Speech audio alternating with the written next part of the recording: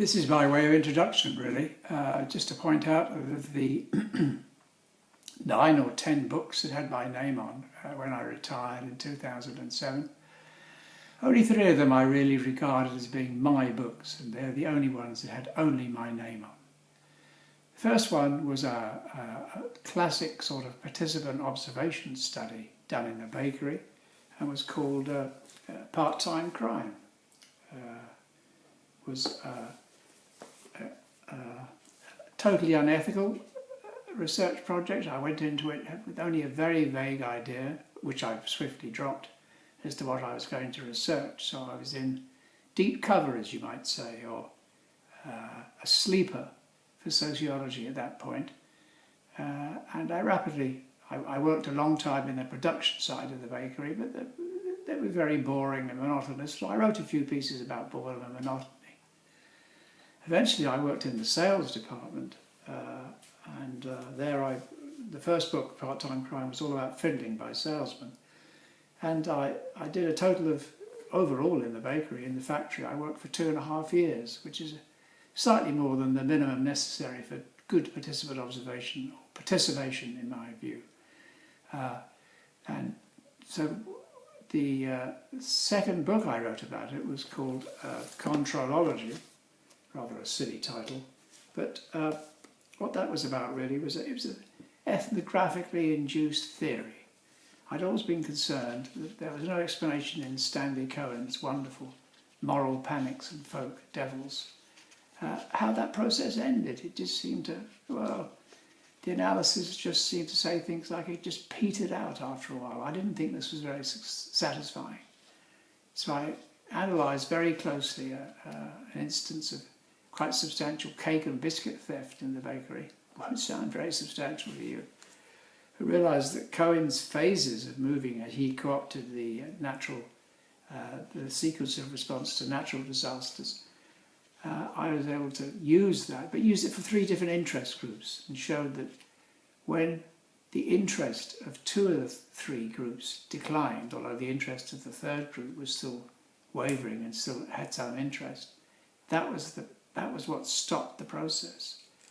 And from that I generated a morphostatic theory of morphogenetic theory of the rise and fall of crime rates. But my baby, I suppose, the one I'm in a sense most proud of, is a little book called Natural Criminology, where I'd already become an armchair writer by then. I was back at university, and one of the points I'll make later is that once you're back in university, you cannot do proper participant observation, so someone has to do it, but not young lecturers. And this was really based on the idea which I was able to work through, using yet again the word fiddle as the target. Try and find out how the word fiddle meant simultaneously nowadays something very trifling or fiddling. It also meant something quite serious, which was theft. How did that ambiguity came about? Well, you'll have to read the book to find out, but the important lesson, the general lesson, was that it's possible to do ethnography in the past. It's possible, and I did it by consulting 30 or 40 old dictionaries, trying to trace the meanings of the word fiddle, or that have been attributed to the word fiddle over the years.